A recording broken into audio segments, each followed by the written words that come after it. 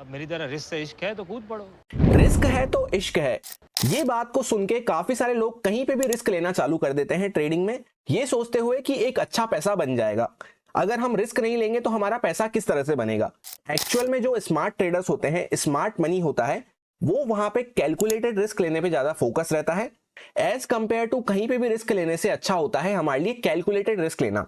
यानी कि risk management के अकॉर्डिंग अगर हर चीज हमारी पहले से डिफाइन रहेगी, हर चीज का कैलकुलेशन हमारे पास रेडी रहेगा, तब कहीं ना कहीं पे हम एक कैलकुलेटेड रिस्क ले रहे हैं। क्योंकि ऐसे तो हम कहीं पे भी बाय करें या फिर सेल करें, रिस्क तो उसमें इन्वॉल्व रहेगा ही, साथ ही हमारे चांसेस भी 50-50 ही रहेंगे। सो सिंपली अपने विनिंग प्रोबेबिलिटी को इंप्रूव करने के लिए एंड अपने प्रॉपर रिस्क को कैलकुलेट करने के लिए, मैनेज रखने के लिए रिस्क मैनेजमेंट को ट्रेडिंग में यूज किया जाता है।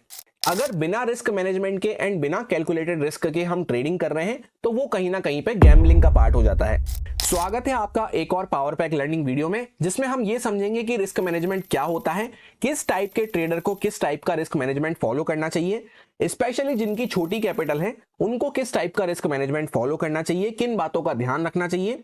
रिस्क मैनेजमेंट के रिलेटेड प्रॉपर टेक्निकल कैलकुलेशंस के साथ साथ साइकोलॉजिकली हमें किस तरह से अपना रिस्क मैनेज करते हुए चलना होता है, उस बारे में कंप्लीट वीडियो में हम डिस्कस करने वाले हैं। क्योंकि रिस्क मैनेजमेंट एक ऐसा टॉपिक है जिसके बिना ट्रेडिंग हमारी हो ही नहीं सकती। किसी भी टाइप से हम ट्रेडिंग कर लें, रिस्क मैनेजमेंट की हमें जरूरत पड़ने ही वाली है। सो ध्यान से देखें पूरी वीडियो को, काफी इंटरेस्टिंग होने वाली है। चलिए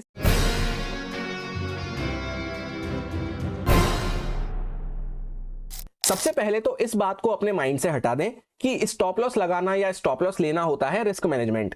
ऐसा नहीं है। रिस्क मैनेजमेंट काफी बड़ा टॉपिक है, उसका एक छोटा सा हिस्सा होता है, छोटा सा पार्ट होता है स्टॉप लॉस को फॉलो करना। जैसा कि स्टॉप लॉस के ऊपर बात छिड़ी है, तो सबसे पहले स्टॉप लॉस वाले पॉइंट को ही कवर कर लेते हैं, जो कि रिस्क मैनेजमेंट का एक पार्ट है। आपके सामने यहाँ पे एक कमेंट पेश है। एक पर्सन का मेरे पास कमेंट आया था रिसेंटली। उनका ये कहना था कि वो यहाँ पे लॉस में बने हुए हैं, जहां पे 70% कैपिटल का उनको लॉस देखने को मिल रहा है, यानी 70% कैपिटल उनकी ड्रॉ डाउन चल रही है। अब इतना ज्यादा ड्रॉ डाउन हो जाने के बाद वो पूछ रहे थे यहाँ पे मुझे क्या करना चाहिए। अब आप खुद बताएं, आप इस पोजीशन में होते तो आप क्या करते। मोस्टली लोगों का आंसर यही आएगा कि अब क्या करना है, यहाँ पे कुछ भी नहीं कर सकते, अब तो प्रॉपर या तो पूरा हीरो जीरो कर दो, जिसमें मोस्ट ऑफ द टाइम हमारे जीरो होने के ही चांसेस रहेंगे। सबसे पहले इस टेबल को ध्यान से देखना, इससे आपको पता चलेगा कि एक स्टॉप लॉस फॉलो करने की क्या इंपॉर्टेंस होती है।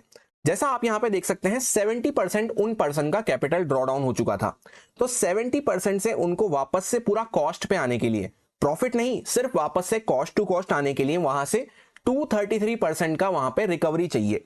उसके बाद उनका प्रॉफिट चलना चालू होगा। ये ऐसी टेबल है जो कि या तो मैक्सिमम ट्रेडर्स को पता नहीं है, या फिर पता होने के बाद भी वो कहीं ना कहीं पे इग्नोर करते हैं। सेकेंड पॉइंट, इस टेबल को देखने के बाद आपको ये क्लियर हो गया होगा कि जितना हम छोटा स्टॉप लॉस परसेंटेज रखेंगे, फॉर एग्जांपल 10-20% पे ही अगर हम कट डाउन कर देते हैं, तो उससे हमारा रिकवरी परसेंटेज का गैप भी कम रहता है, जो कि हमें रिकवर करने में उतना परेशानी नहीं देगा। पर अगर लॉस को हम सही टाइम पे कट डाउन नहीं कर रहे हैं, बढ़ाते जा रहे हैं बढ़ाते जा रहे हैं, तो उसकी रिकवरी भी फिर उतनी ही ज्यादा इम्पॉसिबल होती जाएगी या उतनी ही ज्यादा टफ होती हुई जाएगी। अब यहाँ पे इंपॉर्टेंट साइकोलॉजी क्या रहती है, पहले हम सब यही सोचते हैं कि छोटा सा स्टॉप लॉस लेंगे, पर जब वाकई में हमें छोटा सा लॉस दिखना चालू होता है, तो वहां पे हम कट डाउन करने की जगह होप करने लगते हैं कि क्या पता वापस से रिकवर हो जाए। और मोस्ट ऑफ द टाइम ऐसा होता है, 10 में से कभी एक आध बार, 100 में से कभी एक आध बार रिकवर हो भी जाएगा, पर मोस्ट ऑफ द टाइम ऐसा ही होता है, वो छोटा लॉस वहां से बड़ा लॉस हो जाता है फिर।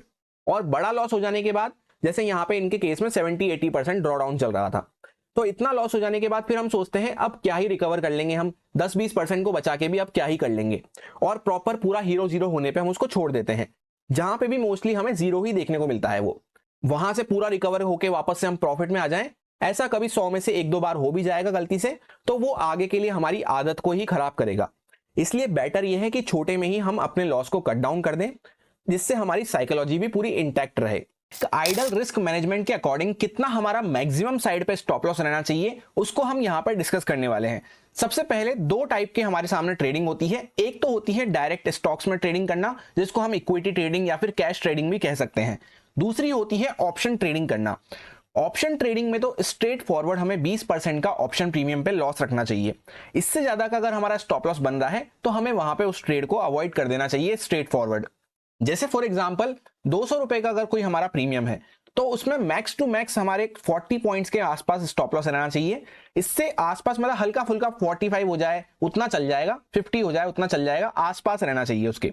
क्योंकि ऐसा तो है नहीं 20% हमने लॉस सोच लिया तो उतना ही लॉस पे हम कट डाउन कर देंगे, या कट करते करते उतना ही लॉस होगा, थोड़ा बहुत स्लिपेज भी हमें देखने को मिल सकता है।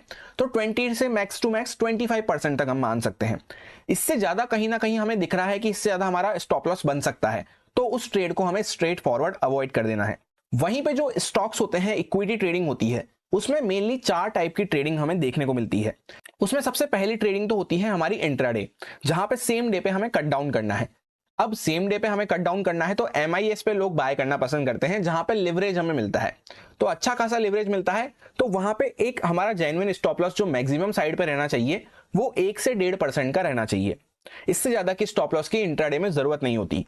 वहीं पे अगर हम स्विंग ट्रेडिंग करते हैं तो स्विंग ट्रेडिंग में भी जनरली 2 टाइप की ट्रेडिंग हमें देखने को मिलती है। एक होती है लॉन्ग स्विंग ट्रेडिंग और एक होती है शॉर्ट स्विंग ट्रेडिंग।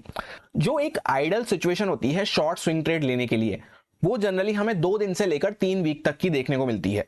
क्योंकि 2 दिन से कम है तो वो तो वही इंट्राडे हो गया, और 3 वीक से ज्यादा अगर कहीं ना कहीं हम उसको होल्ड कर रहे हैं, यानी 20-25 दिन से ज्यादा उसको हम होल्ड कर रहे हैं, तो वो फिर कहीं ना कहीं पे लॉन्ग स्विंग ट्रेड में शिफ्ट हो जाती है। लॉन्ग स्विंग ट्रेड जो होती है उसका टाइम होराइजन रहता है ऑलमोस्ट 3 वीक से लेकर के 6 मंथ तक के लिए। क्योंकि अगर 6 मंथ से ज्यादा हो जाएगी तो फिर कहीं ना कहीं पे वो मेरे लिए पोजिशनल ट्रेड बन जाती है। पोजिशनल ट्रेड जो होती है 6 महीने से लेकर पूरा जहां तक हम उसको ट्रेड को होल्ड कर रहे हैं वो हमारी एक पोजिशनल ट्रेड हो जाती है। इंट्राडे में हमें 1 से 1.5% से ज्यादा की स्टॉप लॉस की जरूरत नहीं होती। लॉन्ग स्विंग ट्रेड की अगर हम बात कर रहे हैं, यानी कि 3 हफ्ते से लेकर ऑलमोस्ट 6 महीने के आसपास तक हमें उसे होल्ड करने का टाइम होराइजन है, हमें उसको होल्ड करने का माइंडसेट है, तब जाके हम कहीं पे 10 से 12% का मैक्सिमम स्टॉप लॉस अपना डिफाइन कर सकते हैं। और वहीं पे शॉर्ट स्विंग ट्रेड अगर हम ले रहे हैं तो 6 से 8% का स्टॉप लॉस मैक्सिमम साइड पे इनफ हो जाता है, और पोजिशनल ट्रेड में 15 से 20% का। अब इसमें हम थोड़ा से एडजस्टमेंट कर सकते हैं। जैसे फॉर एग्जांपल इंट्राडे ट्रेड है हमारी, तो 1 से 1.5% की जगह मैक्स टू मैक्स 2% अगर हमने दे दिया कभी कभी तो कोई बात नहीं, उसमें कोई इशू नहीं है। या जैसे ऑप्शन ट्रेडिंग की हम बात कर रहे हैं तो 20 की जगह कभी 22 लग गया, 25 लग गया तो कोई बात नहीं, पर कोशिश हमेशा ये करनी है कि इसके अंदर में ही हमारे स्टॉप लॉस रहें। जैसे इंट्राडे पिक कर रहे हैं तो कोशिश करनी है 1 से 1.5% तो मैक्सिमम साइड पे है। अगर 0.7-0.6% पे ही हमारा काम हो रहा है तो वो बेस्ट ट्रेड हो जाती है हमारे लिए। सो सबसे टॉप रूल रिस्क मैनेजमेंट का यही हो जाता है कि जब भी हम ट्रेड में एंट्री प्लान कर रहे हैं अपनी, तो एंटर करने से पहले हमारी एग्जिट डिफाइन रहनी चाहिए। एग्जिट डिफाइन में भी सबसे पहला केस हो जाता है लॉस में हमारी कहां पे हमें कट डाउन करना है वो हमारा डिफाइन रहना चाहिए। तो एक मैक्सिमम स्टॉप लॉस हमें सेट करके आना है पहले से कि नहीं यार M2M मेरे को अगर इतना लॉस देखने को मिल रहा है, P&L में इतना लॉस देखने को मिल रहा है इतने % का, तब मेरे को वहां पे कहीं ना कहीं ट्रेड से एग्जिट हो जाना है। उसके बाद मुझे फर्दर और होप ट्रेडिंग नहीं करनी है कि नहीं यार यहां से रिकवर हो जाएगा। रिकवर भले ही कभी कभी हो भी जाएगा जैसा मैंने आपसे कहा, पर मोस्टली आपकी वो आदत को खराब करेगा। 10 में से 1-2 बार कभी रिकवर कर भी जाएगा तो 8 बार जब आपको नुकसान देगा तो काफी बड़ा नुकसान आपको दे सकता है। तो कोशिश हमें ये करनी है कि वहां पे निकल जाना है। भले ही हो सकता है कभी कभी निकलने के बाद आपको लगे कि आपके फेवर में मूव आना चालू हो गया, पर कोई बात नहीं, उससे आपको आगे का डिसिप्लिन इंटैक्ट रहेगा, वो डिसिप्लिन आपका आगे के ट्रेड्स में काम आएगा। तो पहला टॉप रूल ये हो जाता है कि एंटर करने से पहले एग्जिट हमें डिफाइन रखना है, उसमें भी सबसे पहले लॉस वाली एग्जिट को डिफाइन रखना है। प्रॉफिट में भले ही हम बैठे रह सकते हैं, प्रॉफिट डिफाइन ना भी करो तो भी चलेगा, पर लॉस को हमें एक डिफाइन करके आना है, तभी जाके हमें ट्रेड में एंटर करना है। अब रिस्क मैनेजमेंट का सबसे क्रूशियल फर्स्ट पार्ट तो हमने समझ लिया स्टॉप लॉस के बारे में। सेकंड पार्ट आता है क्वांटिटी हमें किस तरह से मैनेज करते हुए चलना है, ये भी एक रिस्क मैनेजमेंट का सबसे क्रूशियल फैक्टर होता है। तो सबसे पहले तो अगर हमें कोई हाई प्रोबेबिलिटी वहां पे सेटअप मिल रहा है जहां पे हमारे सक्सेस के चांसेस ज्यादा हैं, हमें कॉन्फिडेंस ज्यादा है, तो वहां पे हम नॉर्मल क्वांटिटी के साथ काम कर सकते हैं या फिर थोड़ा बहुत क्वांटिटी को बढ़ाते हुए भी काम कर सकते हैं।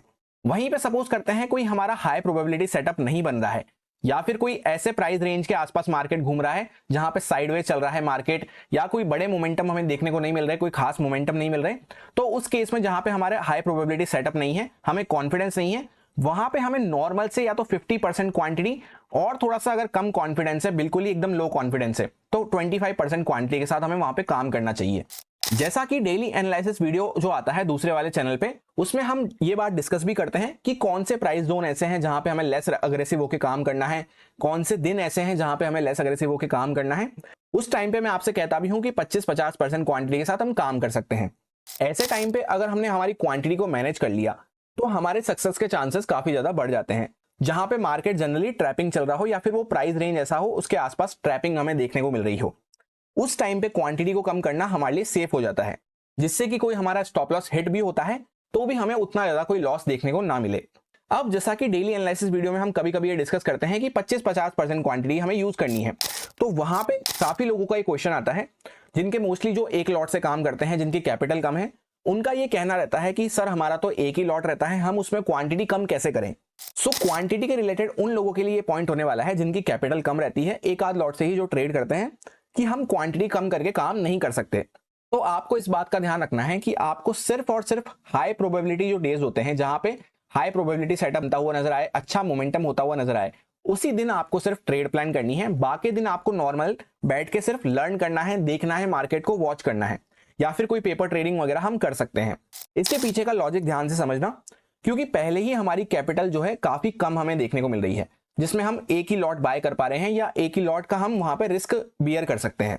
उसमें भी अगर हम अननेसेसरी फालतू की ट्रेड लेंगे जहां पे हमारी प्रोबेबिलिटी कम है, तो हमें लॉस होता हुआ नजर आएगा ज्यादा, और थोड़ा बहुत भी लॉस होता है तो वो हमारा कॉन्फिडेंस भी वहां पे लो करता हुआ नजर आएगा। और लॉस और कॉन्फिडेंस को तो छोड़ो, अगर एक बार कैपिटल हमारा जाना चालू करी तो फिर वहां पे हम ट्रेड लेने के काबिल भी नहीं रह पाएंगे। तो हमें इस बात का ध्यान रखना है कि अगर हमारा एक ही लॉट है तो ऐसे दिन को तो हमें क्लियरली अवॉइड कर देना है जहां पे बाकी लोग ही कम क्वांटिटी के साथ काम कर रहे हैं, यानी बाकी जो एक लॉट से ज्यादा में ट्रेड करते हैं वो ही कम क्वांटिटी में काम कर रहे हैं। तो मतलब कहीं ना कहीं प्राइस जो है ट्रैप एरिया में बना हुआ है।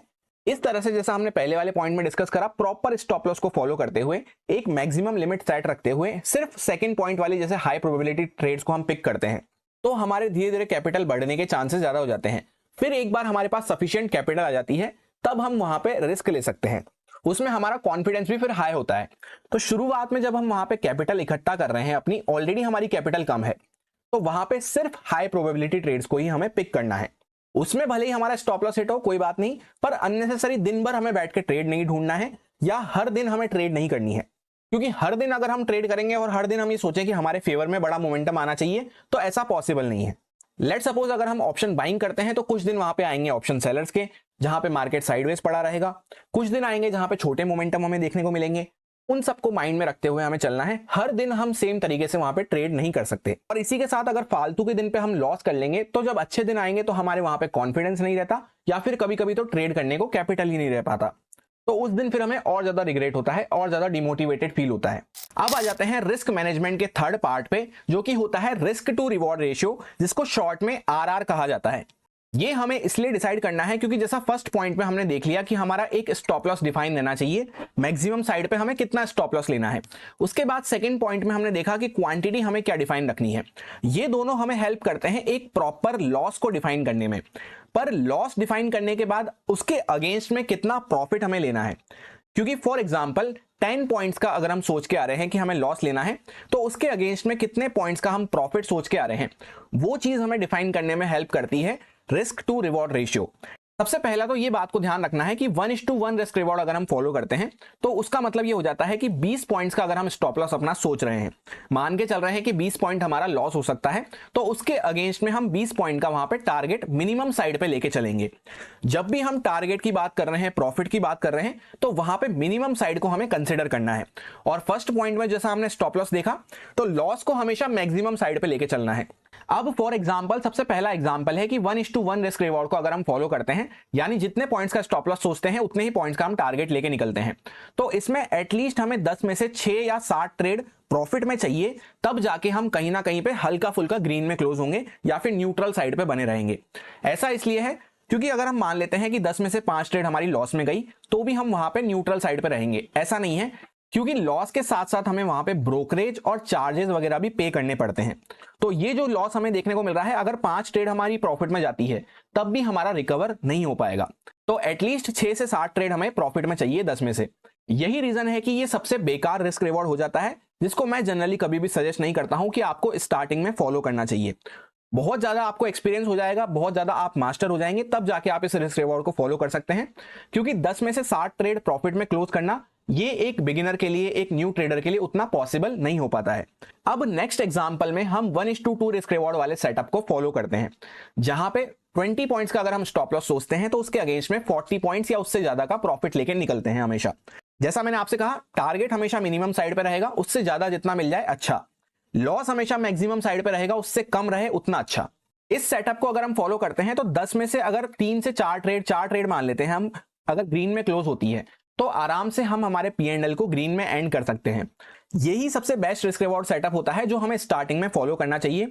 ऐसा इसलिए है क्योंकि एग्जांपल लेते हैं 1:2 से ज्यादा का हम कुछ सोच रहे हैं, 1:3, 4, 5, 6 अगर हम सोच रहे हैं, तो उतना एक बिगिनर ट्रेडर के लिए होल्ड करना, ट्रेड में बने रहना पॉसिबल नहीं हो पाता है स्टार्टिंग में। तो कोशिश हमें ये करनी है शुरुआत में कि 1:2 रिस्क रिवॉर्ड को हम अचीव कर सकें। अच्छे से जब हम 1:2 रिस्क रिवॉर्ड कैप्चर करना सीख जाएंगे तो आराम से 10 में से अगर 4 ट्रेड भी हमारी प्रॉफिट में एंड होती हैं तो हम वहां पे कहीं ना कहीं ग्रीन में ही बने रहेंगे। रिस्क रिवॉर्ड ही ऐसा होता है जो कि हमें प्रॉफिटेबल बनने में हेल्प करता है, क्योंकि स्टॉप लॉस तो हमें लेने ही पड़ेंगे, लॉस तो हमारे होंगे ही ट्रेड में, पर 10 में से कितनी ट्रेड हमारी लॉस में जा रही है और जब हम प्रॉफिट ले रहे हैं तब हमें लॉस से ज्यादा प्रॉफिट लेना है। अब एक प्रॉपर रिस्क मैनेजमेंट को फॉलो करने के लिए ये 3 पॉइंट्स हमारे लिए काफी होते हैं। सबसे पहले मैक्सिमम स्टॉप लॉस सेट करना, उसके बाद क्वांटिटी जिसको हम पोजीशन साइजिंग भी कह सकते हैं उसको एक सेट रखना, उसके बाद third point risk to reward, कितना हमें प्रॉफिट लेके निकलना है। ये तीनों पॉइंट्स के माध्यम से हम आराम से अपने प्रॉपर रिस्क मैनेजमेंट को फॉलो कर सकते हैं और किसी चीज की हमें जरूरत नहीं है। पर फिर भी एक फोर्थ पॉइंट हमारे सामने आता है जो हमारे को एडेड एडवांटेज देने में हेल्प करता है, जिसको कहते हैं ट्रेलिंग स्टॉप लॉस। हर किसी को इसको फॉलो करना जरूरी नहीं है, आप में से मैक्सिमम लोगों को इसका मतलब पता होगा, पर किन किन को यूज करना चाहिए, कब नहीं करना चाहिए, उस बारे में समझना इंपॉर्टेंट हो जाता है। जैसे यहाँ पे हमने 1:2 रिस्क रिवॉर्ड सेटअप ये लगा रखा है, यहाँ पे 20 पॉइंट्स का हमारा स्टॉप लॉस बन रहा था और 40 पॉइंट्स के आसपास का हम टारगेट सोच रहे थे। अब सपोज करते हैं यहाँ पे प्राइस हमारे फेवर में मूव करना चालू करता है। हमेशा ट्रेलिंग स्टॉप लॉस जब भी यूज करा जाता है जब हमारे फेवर में एक सिग्निफिकेंट मूव आ चुका हो। ऐसा नहीं है कि थोड़ा सा चार्ट ऊपर निकला और हम वहां पे ट्रेल करना चालू कर दिए, ठीक ठाक मूव आ चुका हो। जैसे यहाँ पे 1:2 रिस्क रिवॉर्ड हम फॉलो कर रहे हैं जहां पे 40 पॉइंट्स का हमारा टारगेट है, तो एटलीस्ट 20 पॉइंट्स 25 पॉइंट हमारे फेवर में चलने लग गया हो चार्ट, उसके बाद हमें ट्रेलिंग के बारे में सोचना है। सबसे पहले तो उस टाइप के लोग जिनकी कैपिटल बहुत ज्यादा कम है उन्हें इसे जरूर फॉलो करना चाहिए। ऐसा इसलिए है क्योंकि लेट सपोज मेरा एग्जांपल ले लेते हैं, मेरी कैपिटल बहुत कम है, मेरे को कैपिटल वहां पे बढ़ानी है अपनी, अभी मेरी उतनी ज्यादा रिस्क टेकिंग कैपेसिटी नहीं है, तो ये हमें कहीं ना कहीं हेल्प करता है अपनी रिस्क को और थोड़ा सा मिनिमाइज करने के लिए। जैसे लेट सपोज यहाँ पे 1:2 रिस्क रिवॉर्ड तो मैं सोच रहा हूं, पर मेरे फेवर में 20-25 पॉइंट्स का मूव आ गया, 1:1 से ज्यादा मुझे मिलने लग गया इसी एग्जांपल के केस में, तो फिर वहां से जाके मैं पूरा अपना स्टॉप लॉस दूं, वो कहीं ना कहीं मेरे लिए एक समझदारी वाली बात नहीं है, क्योंकि मेरे को अपनी कैपिटल वहां पे बढ़ानी है। प्लस ऐसा करने से क्या होगा, मेरे को पहले प्रॉफिट देखने को मिला, उसके बाद में पूरा वहां पे रेड में गया, फिर जाके अपने स्टॉप लॉस तक का वेट करा, तो उसमें कहीं ना कहीं मेरी साइकोलॉजी वहां पे डिस्टर्ब होगी। तो उस टाइप के ट्रेडर को हमेशा ऐसा करना चाहिए कि जब एक सफिशिएंट अमाउंट का मूव मार्केट अपने फेवर में दे दे तो फिर वहां से लॉस नहीं लेना है, कॉस्ट के आसपास ट्रेल करना चालू कर देना है कि वापस से कॉस्ट के ऊपर हल्का फुल्का यहाँ पे वापस आने लगे प्राइस, तो हमें एग्जिट करके वहां पे निकल जाना है। फिर भले ही हमें अगर वापस से कोई अच्छा सेटअप मिलता है तो हम री एंटर कर सकते हैं।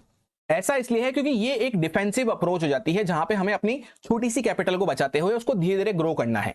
सेकंड, उस टाइप के ट्रेडर्स इसे फॉलो कर सकते हैं ट्रेलिंग स्टॉप लॉस को, जिन्हें एक बड़ा टारगेट कैप्चर करना है, 1:3 या उससे ज्यादा का वहां पर रिस्क रिवॉर्ड कैप्चर करना है। उस केस में किस तरह से हो सकती है ट्रेलिंग, ध्यान से समझना। लेट सपोज इनिशियल जो टारगेट रहता है हर ट्रेडर का 1:2 तो मिनिमम रहना ही चाहिए। 1:2 मिल जाने के बाद भी हमें लगता है कि यार हमारे फेवर में और मोमेंटम आ रहा है, तो वहां पे प्रॉफिट में बैठे रहने में कोई भी इशू नहीं होता, प्रॉफिट में हम आराम से बैठे रह सकते हैं। ये मिल चुका है, इसके बाद हम 1:3, 4, 5, 6 के लिए सोच रहे हैं, प्लान कर रहे हैं, तो वहां पे हमें ऐसा करना है कि 1:1 जहां पे हमारा हिट हुआ था उसके आसपास अपने स्टॉप लॉस को ट्रेल करके छोड़ देना है।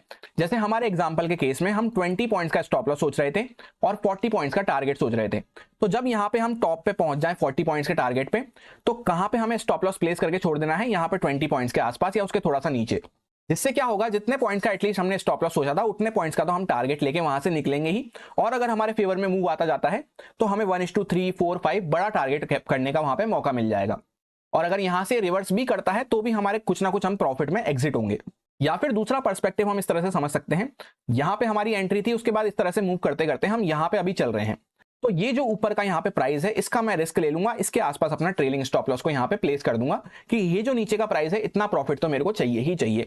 अगर मुझे वहां से टारगेट बड़ा करना है तो ये ऊपर के यहाँ पे प्रॉफिट का मैं रिस्क ले लूंगा, उसके बाद मैं छोड़ दूंगा वहां पे ट्रेड को। हो सकता है यहाँ से ट्रेड चल के और बड़ा टारगेट मुझे देखने को मिल जाए, बहुत अच्छी बात है। पर अगर ऐसा नहीं होता है, हल्का फुल्का ऊपर जाके अगर नीचे रिवर्स करता है, तो सिर्फ ये ऊपर का प्रॉफिट मेरा ड्रॉ डाउन होगा, नीचे का प्रॉफिट मेरा सेफ बच जाएगा। अब देखते हैं कि किन लोगों को इसे फॉलो नहीं करना चाहिए। सबसे पहले तो उन लोगों को इसे फॉलो नहीं करना है जिनके इमोशंस उनके कंट्रोल में नहीं रहते। क्योंकि फॉर एग्जांपल जैसा हमने यहाँ पे डिस्कस करा कि चार्ट इस तरह से मूव करता करता आ रहा है, यहां तक पहुंच गया, तो नीचे के प्रॉफिट को हमने सेफ रख लिया, ऊपर के प्रॉफिट पे हम रिस्क ले रहे हैं। पर काफी लोग ऐसा करते हैं, जब वापस से नीचे आएगा तो वो नीचे का प्रॉफिट भी अपना ड्रॉ डाउन करवा लेते हैं और बल्कि लॉस में ही चलता जाता है। वो सोचते हैं यहां से ऊपर आ जाएगा, यहां से ऊपर आ जाएगा। इस टाइप के लोगों को, जिनके इमोशंस उनके कंट्रोल में नहीं है, सही टाइम पे वहां पे ट्रेड कट नहीं कर सकते, उनको ट्रेलिंग बिल्कुल भी फॉलो नहीं करना चाहिए। उन्हें सिंपली एक प्रॉपर अपना स्टॉप लॉस और एक प्रॉपर अपना टारगेट फॉलो करना चाहिए। स्टॉप लॉस आया कट डाउन कर दो, टारगेट आया कट डाउन कर दो। इस तरह से जब हम एक प्रॉपर स्टॉप लॉस और एक टारगेट को वहां पे फॉलो करेंगे तो धीरे धीरे अपने इमोशंस वहां पे डेवलप होना चालू हो जाते हैं।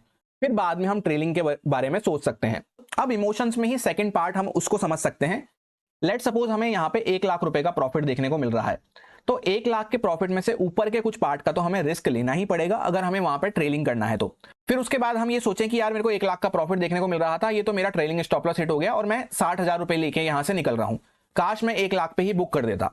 इस तरह का अगर हमारा माइंडसेट चलता है तो भी हमें ट्रेलिंग नहीं करनी है, एक टारगेट और एक स्टॉप लॉस वहां पे फॉलो करना है। क्योंकि ट्रेलिंग स्टॉप लॉस उनके काम आता है जिन्हें वहां पे या तो अपना रिस्क एकदम मिनिमाइज करना है, कैपिटल कम है, या फिर टारगेट को अपने बड़े बड़े कैप्चर करना है। सो अब अगर हमें बड़ा टारगेट कैप्चर करना है तो वहां पे कुछ ना कुछ तो रिस्क पे, कुछ ना कुछ तो दाव पे लगाना ही पड़ेगा। तो जैसे 1 लाख का हमें प्रॉफिट चल रहा है तो उसमें से 40,000 का अगर हम रिस्क लेते हैं तभी हम ऊपर का वहां पे जर्नी को एंजॉय कर पाएंगे। तो अगर हम ऐसा सोचे कि यार 40,000 मेरे यहाँ पे चले गए, इससे अच्छा मैं 1 लाख पे ही बुक कर लेता, जिनके मन में रिग्रेट वाला इमोशन आता है उनको बिल्कुल भी ट्रेलिंग को फॉलो नहीं करना है। एक प्रॉपर सेट स्टॉप लॉस रखना है, एक प्रॉपर टारगेट रखना है। इस तरह से एक प्रॉपर अगर रूल बेस्ड ट्रेडिंग हम करते हैं एक सेट टारगेट और स्टॉप लॉस के साथ, तो वहां पे हमारे इमोशंस उतने वहां पे फ्लक्चुएट नहीं होते हैं। ट्रेलिंग स्टॉप लॉस का यही है कि उसके फायदे तो कई हैं, पर वहां पे इमोशंस आपके फ्लक्चुएट होते हुए नजर आएंगे। ड्यूरिंग द ट्रेड आपको डिसाइड करना पड़ेगा कि क्या मेरे को यहाँ पे और होल्ड करना है, नहीं करना, क्या मेरा टारगेट होना चाहिए वापस से नया, और क्या मेरा नया ट्रेलिंग स्टॉप लॉस होना चाहिए। तो जिन लोगों के इमोशंस कंट्रोल में नहीं है उन्हें आराम से ट्रेलिंग स्टॉप लॉस को अवॉइड कर देना चाहिए। जो लाइव मार्केट में चलती ट्रेड में ये सब डिसाइड नहीं कर सकते, उनके लिए सबसे बेस्ट हो जाता है कि एक टारगेट और एक स्टॉप लॉस सोच लिया ट्रेड में एंटर होने से पहले। स्टॉप लॉस मैक्सिमम साइड पर रहेगा, उससे ज्यादा लिमिट अपनी एक्सीड नहीं करनी है। थोड़ा बहुत ऊपर नीचे हो जाए 19-20 उतना चलता है। टारगेट हमेशा मिनिमम साइड पे रखना है, उससे जितना ज्यादा मिल जाए उतना अच्छा, पर एटलीस्ट उतने टारगेट तक के लिए तो वेट करना ही है। वेट करने से क्या होता है, हम अपनी प्रॉफिटेबल पोजीशन में जो हमारे लंबे रेस का घोड़ा है, जो भी स्टॉक है, जो भी ऑप्शन है, उसको हम आराम से राइड करते हुए वहां पे साइकोलॉजी बिल्डअप कर सकते हैं, अपना डिसिप्लिन बिल्डअप कर सकते हैं, जिससे कि हमें अच्छी ट्रेड में वहां पे बने रहने की आदत बने। इसलिए टारगेट मिनिमम साइड पे रखना है कि इतना अचीव होने के बाद ही मैं वहां पे ट्रेड से एग्जिट करूंगा।